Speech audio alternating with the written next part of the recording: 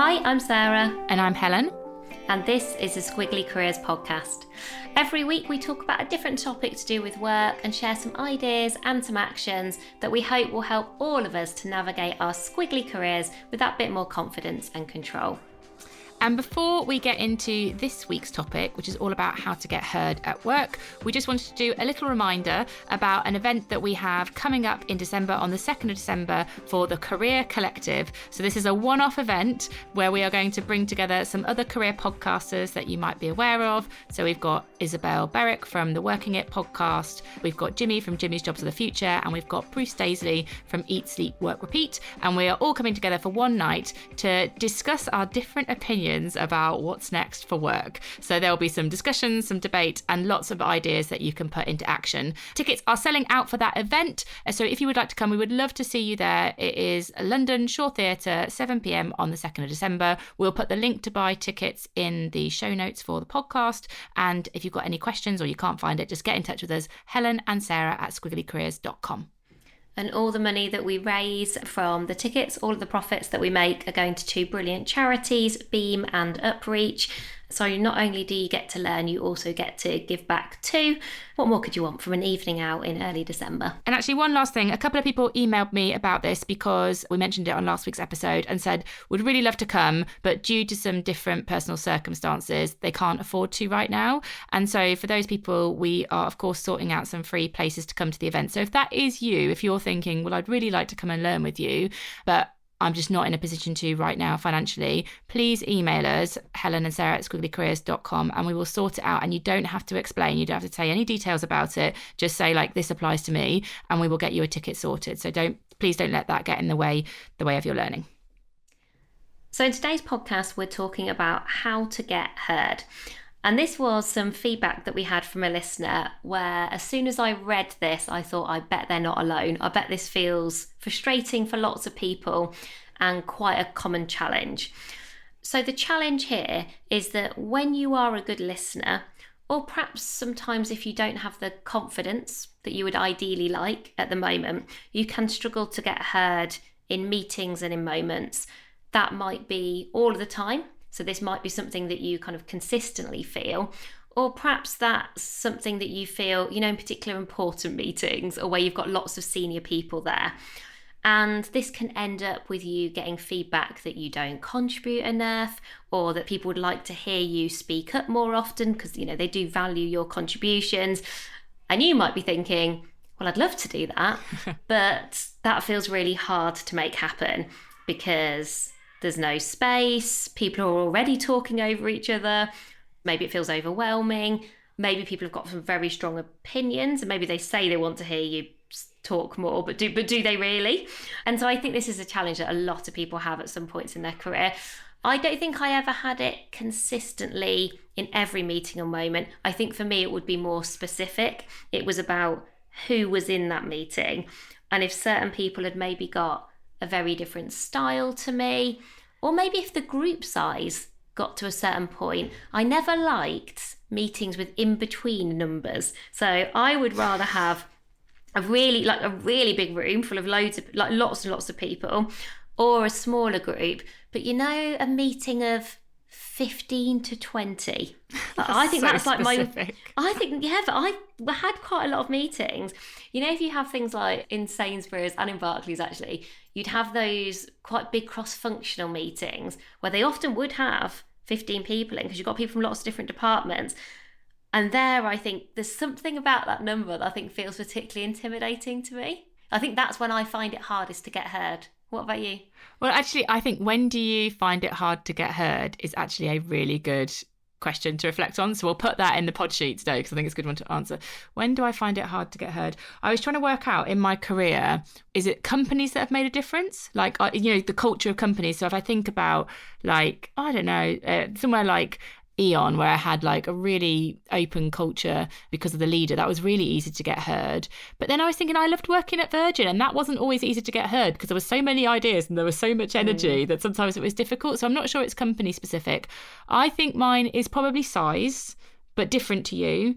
I think if it's a really, really big group, sometimes I just think, oh, can I make a difference here? You know, I if it's a really, really big group, question your contribution. Yeah, a little bit. Almost like the bigger the group, I go, maybe I'm not the person that adds the most value here. So I think I probably almost opt myself out.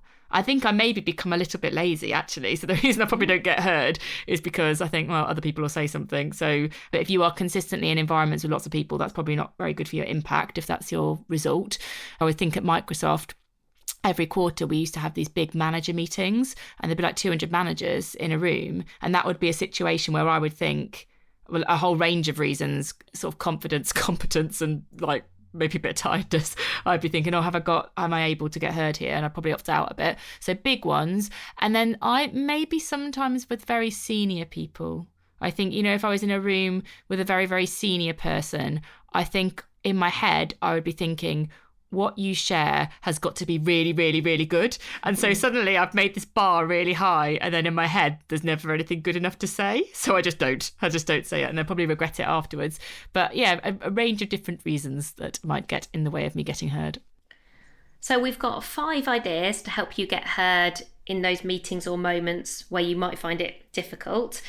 And some of these are very tactical things, and some of them perhaps take a bit more practice and feel a bit more strategic. So hopefully as we go through, you'll be able to pick out the ones that feel most useful for you. So idea number 1, I think, is one of those tactical ones, but that does not take away from how useful this one is. So that is to bookend meetings. So what we mean by that is at the start of a meeting, you can be the person who maybe says, okay, you know, what we're going to talk about today is we've got half an hour together. I think 3 of the, you know, most important topics for us to focus on are, and then you don't have to necessarily speak for the rest of the meeting. You've kind of set the tone, you set some direction, you've given people clarity about what they're there to talk about.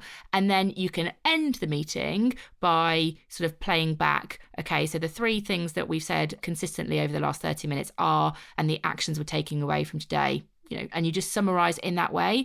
And I think that if I go back to the being the person who worries that they're not adding value when a senior person's in the room, you can still add a lot of value if you're the person setting the tone and kind of summarizing at the end of a meeting. And I think it takes the pressure away. Also, it would keep me listening.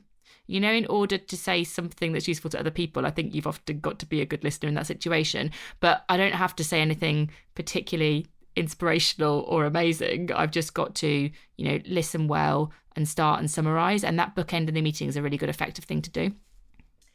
And so our second idea is slightly different, because you might have listened to that and thought, well, I'd love to bookend meetings, but they don't belong to me. And I think that is a hard action to take if it's not your meeting, or maybe if it's a more sort of informal meeting where you all get on really well and you sort of kind of know each other well. Perhaps who starts and ends a meeting rotates, or you can just you can choose to take on that responsibility.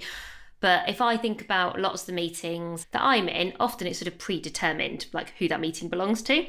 So our second idea is, which is very appealing to me, is that you don't have to know all of the answers. So to get heard doesn't equal having the answer. And I think this was a misconception that I had in my career. You know, that your point about wanting to be smart, and being smart means having an answer. And I think often the smartest person in the room, certainly from my kind of perspective, they often aren't the people with the answers. They're the people with the really good questions. They're the people who kind of make you pause for thought, who perhaps surprise you, who bring a different insight. And loads of people have a confidence gremlin about, you know, being put on the spot, you know, not being a spontaneous, brilliantly on the spot thinker. Like, I don't think I'm a great on the spot thinker. I think I'm okay, but because I work with someone, aka Helen, who is very good at this, I can see, I'm like, well, there's sort of me being like, there's okay, and then there's some working with someone who can do it. You're like, oh wow, that's a great skill to have, but that's just sort of, that isn't me at my best. So I always think, well, what can I do differently? What can I do instead? And I think what we're not saying then is like, okay, we haven't got the answers, don't have anything. I think you've got to have an alternative to answers. So that alternative could be observations, and that can be an I. Well, one of the things I've observed is, or one of the things that I've noticed is, both quite good ways into what you want to say. I would probably say noticed, that just kind of feels more like me. It could be an insight that you've spotted. So this could be a fact or some data. So if you're somebody who's got those things, that's often a really good way to contribute to a conversation. So let's say, for example, today we might have been talking about our learning partners, and maybe if you're someone in our team who kind of knows, okay, well, 50% of our learning partners have got more than 1,000 people, bringing that into the conversation can feel really helpful, because I might be talking in kind of quite general terms about our partners, and then actually someone in our team could say, oh, and it's useful to remember that 50% of our partners have got more than 1,000 people. And so everyone sort of pauses at that and goes, yes, that is useful, that is interesting. It could be a challenge or a concern that you want to raise. I think I often do this because I am a natural. Helen's like massively nodding in a positive way. I do think it's positive. I think it's really useful. I think because I am a natural critical thinker, but equally I don't want to be. You want to do that in a constructive way. I will often say things like, "Have we thought about or considered how we might approach ... Or if I've got something running through my mind where I'm like, oh, this seems problematic, but then I think, well, maybe it isn't. So then I will often ask, oh, it'd be really useful to get everyone's perspective on how we're going to manage ... Or one area that I'd like to understand more is Y. And so it's kind of either it's a bit of a statement or sometimes it's a question. You're definitely inviting other people to contribute, so you're not having to have the answers. And I think you are raising concerns in a kind of genuine, you want to listen, you want to know the answer. So you're not trying to catch people out. And I don't think it should never kind of feel like that. And then the last way, where you don't have another alternative to not having in the answers, so many, which is brilliant, is connecting the dots. So this could be kind of bringing together a few of these things. So you might bring observations that you've got from another meeting. So you might be like, oh, and one of the other things I do in my role is I look after this part of our customer journey. And actually they're having a very similar challenge. So I wonder what we could learn from them that might be useful for us. And so any of those, I think, work well. And so I think just taking the pressure off yourself to think, well, I must know all of the answers. Any of those alternatives are really good contributions. You don't need to say loads. Helen and I were saying some people we see have really good impact. Say less, but kind of what they say ends up being really memorable because they do one of these things. And again, you're not trying to do all of these things. They're just doing one of these things really well. I think these people, I think there's so much power in their contribution because what they say often changes the direction of a conversation. Because you can have loads of people that are all just saying the same thing, like, I've got an idea, that's a great idea. And, it's all very buildy. But I often think these people are kind of going, just before we move on, have we considered? And then everyone else goes, oh, it's like that oh moment, because it's just a slightly different contribution that these people make, which means I think the words that they say, while they might not be as many or as loud as other people, they often get, I don't know, they're often processed a bit more. They're kind of like, oh, that's different. I hadn't thought about it from that perspective. I hadn't considered that. So you end up making people think a bit harder, I think, which is why I think your words get heard almost at a deeper level because of the ways that you're contributing. So our third idea for action is to ask someone to create the space for you to speak. Now, who this person is will be, different for you in your situation. But if I kind of think about some of the roles that I've had, I might be talking to my manager and I might be saying to them, like if I go back to Microsoft, for example, the context that I was working in Microsoft, particularly my first job, was that I was working with an awful lot of very, very technical people. And it was actually hard for me to contribute because I was thinking, well, I don't really know what they're talking about. And also, how can I valuably contribute when the conversation's about technical stuff? That's just not what I bring to the situation. So what I could have done is spoken to my manager, Rob or Liam, who I worked for at the time, and just said, I feel like I've got something of value to add, but I'm not quite sure how to make that contribution to the conversation when, it's very, very technical. And really appreciate you kind of helping me to add that into the meetings. So I've explained to them what I'm struggling with, which I think takes a little bit of vulnerability. So that's what I'm saying about who you say this to, I think is important for you to reflect on. So make sure that's going to be a conversation that's open. But I would have said that with a bit of vulnerability. And then that person in those meetings can then say, well, actually, Helen's got something that I know is important for her to share on this point. I think I think we should hear from her now. Or they might say, Helen, have you got any builds on this? But there's just this idea that that person is creating that space for you in that conversation because they want to support you. And it just gives you a way in. So you don't feel like you are having to interrupt people, which I think never feels nice. Like people who are intentionally interrupting just doesn't feel nice if that's the action. So they've created the space for you to contribute, and they might also be able to spot spaces in situations that you aren't in. So if you've had that conversation, they might think, oh, actually, there's a meeting that I go to every week that I think could be a really good opportunity for you to share your thoughts in. And it's the fact that they're in there and you've had that conversation that helps them to almost advocate for you to speak up in those situations. Yeah, I think this is probably something we can all do because you're essentially being an ally for each other. So even if you had a conversation as a team, I can imagine this being a team conversation because you could connect this also with people's strengths and kind of what they want to be known for, those areas of expertise that they kind of want to make stronger.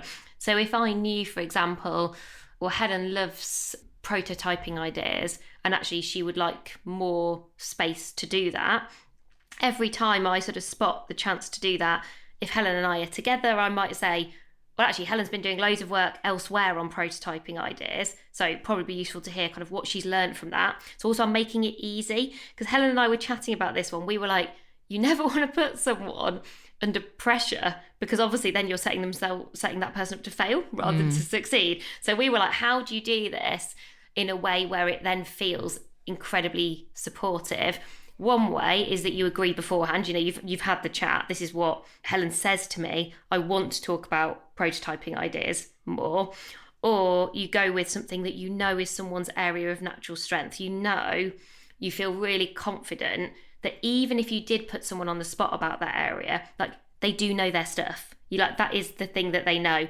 And hopefully they know it better than anyone else there. So they can sort of show their uniquely useful sort of skill set in that moment. But I think if you can chat about it, kind of even better. The more explicit I think you can be, probably the easier it is.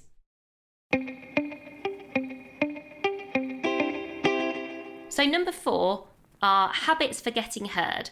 So if you're thinking, well, this is a cop-out because this is lots of mini actions in one action, you are absolutely right. Because then we were chatting and we were like, well, there are sort of all these like small things that you could probably try out.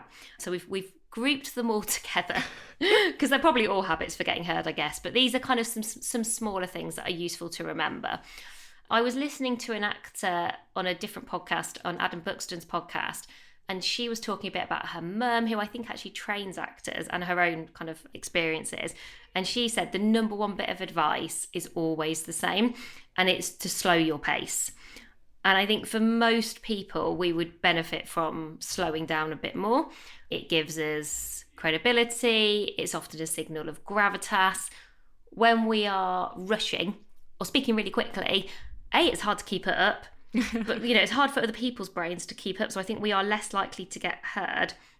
But when if you are going to say less, if you are somebody who naturally says less, sort of saying it with that kind of, those kind of pauses. We're not talking about going really slow because I think you have to work within your own sort of natural range, but you might just slow down your natural range a bit. In those moments where you're like, I want to have even more impact here.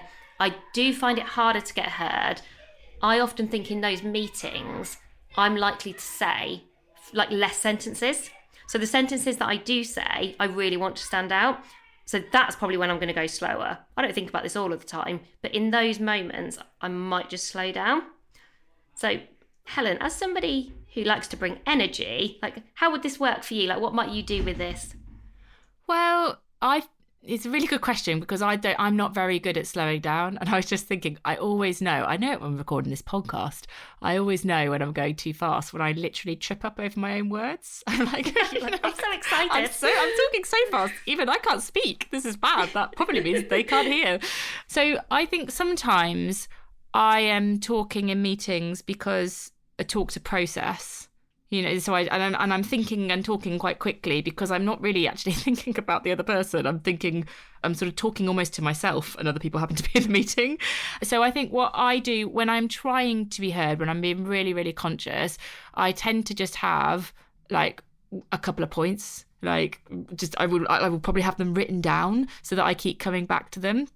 And I'm coming back to it, I think we've mentioned this before, but I always remember getting taught that sort of triangle method of communication where, when you're trying to influence a conversation. So I think often if I want to be heard, it's because I want to influence a conversation. Mm-hmm. And the triangle method of communication is you basically have 3 points and you just keep coming back to them. So someone might say, oh, Helen, have you got a perspective on this? And I'm like, I'm going to go back to that point that I said before.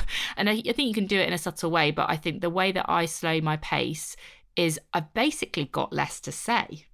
I've only got these like 3 points and I've got them written down, so I'm not going to waffle around them and I'm going to just keep coming back to them. I think that's probably my intentional way of slowing my pace. So I think Helen and I were talking, we think everybody's got that agility, to slow down and to speed up. And actually a second habit is sometimes you might want to slow down, but in general, bringing some contrast into a conversation can be really useful. So if everyone's a tad frantic, if you can slow down, great, that will be noticeable. If everybody is, like going around in circles in a conversation, or maybe it is a bit slow, and I can definitely be guilty of I can be more like this, that's when you do actually need energy and you do need an injection of pace. And so actually that's another way to get heard. So I don't think it always has to mean slowing down. Helen and I were talking beforehand, we really like this idea of bring what you're best at. As a habit for getting heard, I do think you should start with what you're best at. So I don't think Helen should start by thinking, oh, I need to slow down all the time. I think she should start by knowing that her energy makes a massive difference. So almost choosing, the intentionality of choosing, when am I going to bring that energy? Like I need that from you sometimes, because I'm like, oh, I'm still thinking and I'm still reflecting. And you're like, okay, there's a point where we just need to move forward and you need that energy. And I think I'm better at reflecting and going slower. And so sometimes then going even slower for me might work around kind of being heard. So just looking for some contrast, I think, can also be really helpful. Well, I guess the question to ask yourself is when do people most need to hear me? And so if bringing my best is all about energy, when in a day or a week do people most need to hear me? Or if bringing my best is about, accurate information, like clarity, when in that day or they most need that? And I think that helps you to think like, well, there's no point me doing that at the start of the meeting, but actually, halfway through and people are going around in circles, that's when they most need to hear me. And it's probably when you're going to make the biggest difference. This is a bit kind of similar, the third habit, but a useful one just to drop in. It's similar to that first one we talked about, bookending. Summarising, really useful, but you don't need to just do it at the end of a meeting. You can say, okay, so just to reflect on the conversation so far before we move on, what I've heard is, are we all in agreement? Okay, I think, Sarah, you were about to say something else. So you can be a summariser within a meeting, and then I think it's a really valuable role for people to play. People like to hear that because they might have got a bit lost in the conversation. And then another one that you can do, and Sarah and I were saying that we do this quite often, is using people's name when you are presenting or talking or just in conversation in a meeting. Using people's name can be a way that you can be heard by more people. So let's say, I don't know, we're talking about an event that we're planning. Everyone's got ideas. It's quite difficult to get my voice heard because there's loads of stuff going on. What I could do is refer to a conversation with someone that I'd had last week. So I might say, okay, actually, just one of the things I want to talk about is a conversation that Danielle and I had last week. And suddenly Danielle is primed. She's like, oh, Helen's talking about a conversation. So you've brought Danielle to you. She's kind of listening. And then other people are like, oh, what went on in this conversation? And so it sort of makes it a bit more real and relevant to other people. And actually to the very specific person, it might be a couple of people. You might say, oh, Danielle and Sarah, we were discussing last week a conversation about this. I think it might be useful for us to replay that to everyone in the room now. And just using people's names. Names are a bit of a mental magnet because we're so attached to them that soon as you use someone's name in a conversation, it brings their attention towards you. It's not a tactic that you want to overuse, but it is quite a useful one to drop into some situations. And then the last thing, which Helen and I were both saying has worked really well for us, is remember that being heard is not all about in the moment. There is definitely a lot of opportunity to get heard after the moment. How you follow up with people, what you remember, looking out and staying curious about a kind of topic that's important to someone and sort of connecting those dots. I often think about the people where I've, been able to sort of stand out from the crowd. I think it is very rarely for me in the moment. It might be a bit more now, but certainly for most of my career, I think it was more that I stayed committed to that topic or to that person, or I wanted to be heard by that person. I recognised that was important to get my job done. And then I really thought about, well, what does that look like? How do I stay front of mind? What does being relevant look like? And that's not always as well what you say. I would actually think really carefully about things like, the emails that I sent and keeping them short and specific and useful. Because I would think, well, I want my voice to be heard by this person and I'm not speaking. So therefore, I've got to be, brevity matters here because they're senior and they probably get 4 million emails every day or whatever. And I wonder, I guess that is sometimes hard now because you've got so many different types of communication. You've got everyone's on Slack or Teams as well as email. And if you're like me, you get voice notes from me and all those kind of things. You've got to be careful, I think, not to overstate the moment. I think we could get really preoccupied by how much you say. I think what you say matters way more than kind of how much you say. So we were talking about value matters more than volume. And there's also probably a point where if this is something where it's not you're not the most talkative person, letting go of, well, that's how I add the most value. Overall, we want to be in organisations where talking a lot shouldn't mean you're the person with the most to offer, the most value. And I know that sometimes won't feel true. I know that in some places you'll still be like, yeah, they just dominate and then they seem to make all the decisions. And that is really frustrating. But you've got to hope that's going to change a bit. So I think this is also, you make some choices, don't you, about kind of in your culture, what do you notice, what do you see? And you sort of have to choose how much you're going to do this. I just wanted to say before we do the last idea, which I'm never sure whether this is motivating or demotivating, but I think it can be helpful if you get worried or you overthink. I want to say more in meetings, but to Helen's point at the start, am I smart enough, etc. Just remember, people don't listen very well. It definitely is true, because I have read so much research about listening. We've written a chapter on listening in our new book, which is sort of the opposite. So the people who are very good at listening are probably listening to this going that's the thing that I'm great at. Maybe we'll help you get even better. But every time you read about listening, you're like, wow, people's mind wanders so quickly. We get distracted. People are thinking about what they're going to say next, or what they're having for tea, or what they've forgotten on their to-do list. Now, we want to pay attention and we want to concentrate, but it's maybe a helpful reminder, people are not, they're not listening to every single word, and they're not critically evaluating every single word. They will get a sense of you and what you've said, but they're not going to dive really specifically. We were trying to remember from our team meeting this morning, we were like, oh, in terms of what people said. And it's not like Helen and I could remember, it was only this morning, and it's only the end of the day now. We couldn't remember every single word, but there were some sort of standout statements and sentences where we were like, oh yeah, that really stood out for us. And that was because, that person has got a really good pace, and that just means they don't say loads, but what they do say, everyone remembers. So I think it is just a useful reminder. So our final idea for action, though I am quite distracted by thinking, what am I going to have for dinner? Now you've just dropped that into the chat. But our final idea for action is about designing meetings with a format that includes everybody. If it's your meeting, there's quite an easy thing for you to do. You could just change the meetings around, or you might be able to sort of suggest an experiment if it's not your meeting at the moment, so that you can have a bit of influence over how this happens. But obviously, there are some meetings where you have to kind of find your way into them to be heard, and that's some of the ideas that we have shared. But there are some meetings that can be designed so that everyone can be heard, and that's what we're thinking about. An example of this, we have a Monday morning meeting for our business where we go around everybody. We have a set agenda. So everyone talks about their priorities for the week ahead. They talk about their highest energy moment, and they talk about any red flags. And we go around every person and we quickly share that. And you pick who you pass it on to. So it's always a slightly different order about who comes, but it does mean that, that meeting does not end until everybody has shared those insights.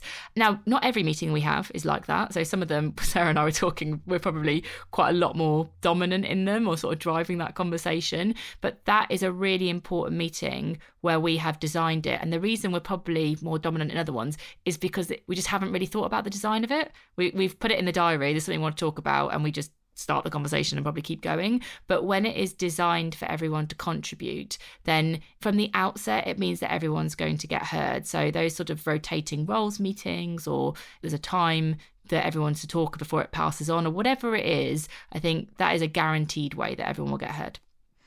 And one of the things that we've been reading about, and we've tried actually in a few different ways, is this format of brain writing, which is where everybody's got a question or a problem that you're working through, or just a topic that you're going to talk about.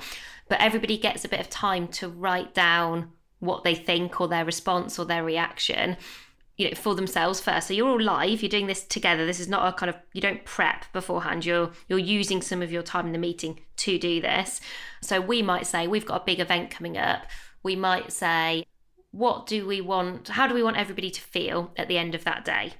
And we might just go, let's all just write that down in like a sentence or so. And we're just going to take 2 or 3 minutes to do that. And we're just quiet and everyone does that. And then you go round, everybody just says out loud what they've written. And the idea is not to write some incredible words, but to give everyone the space to kind of figure out firstly what they think, but to know that they're then going to get to contribute those words. And I think when people do this for things like creative ideas, which is where I think it's used the most, what it really helps with is, avoiding the highest paid person opinion. So, I mean, you could argue that as founders, like Helen and I, we might feel like we have a sort of almost like too much. We're like too invested in Amazing If because we love it so much, which is true. That would be true. Yeah. And so there could be a pressure for our team to think, well, our ideas have to win. It's their company, so that their ideas have to win. Whereas if you did this, and let's say Helen and I go last, and you might really consciously choose to do that, that'd probably be quite a smart thing to do. By the time it gets to Helen and I, we might be repeating some things that other people have said. We might have heard things that are better than what we've written. We probably would do. And also it means there's no sort of right answer. There's not this kind of assumption of like, well, let's say I went first, and then someone's looking at their bit of paper and going, oh, I've written something really different, and that then must not be right. Every time we have done anything like that, Helen and I will often do it when we get a bit stuck together. So we will both say we're working on something quite big or meaningful, or where we're like, say, it feels a bit knotty. We'll be together and then we'll both say, should we both just write down what we think we're trying to do? It always sounds a bit like that. She's like, shall we both? We're obviously usually getting a bit exasperated by that point or whatever. And we'll go like, right, okay. And then we just write down whatever we think we're trying to achieve, or like what we think the problem really is, whatever it might be. And then it's so interesting. Sometimes we are coming at things from completely different directions, and that always helps to move us forward. Sometimes actually there's a lot of consistency. We're like, okay, this is obviously the thing, so let's really focus on that.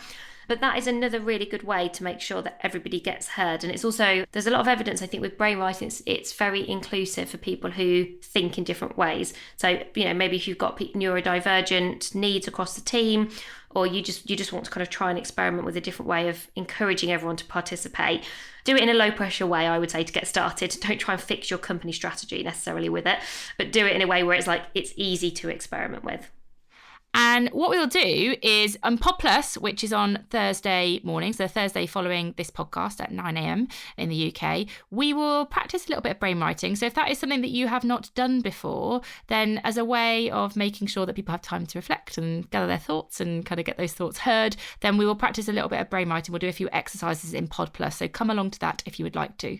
So I will just summarise our 5 ideas for action for you now. And these will also be in the pod sheet, which is the 1-page downloadable summary that you can get from our website, amazingif.com. So idea 1 was to bookend meetings. 2 was that you don't have to have all the answers. 3 was ask someone to create space for you to speak. 4 was some helpful habits for getting heard. And 5 was to design a format that includes everyone. So we hope that's been a useful episode. I don't think this is an easy thing to do well. And so I think partly give yourself a break. So consider the environment that you're in and be realistic about what this kind of looks like for you.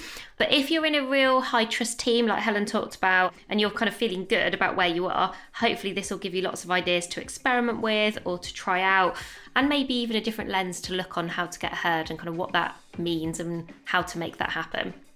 But that's everything for this week. As always, thank you so much for listening. We really hope to see you at the live podcast. If you are able to make that December, it'd be lovely to have lots of the Squiggly Career community there. I'm going to say cheering us on.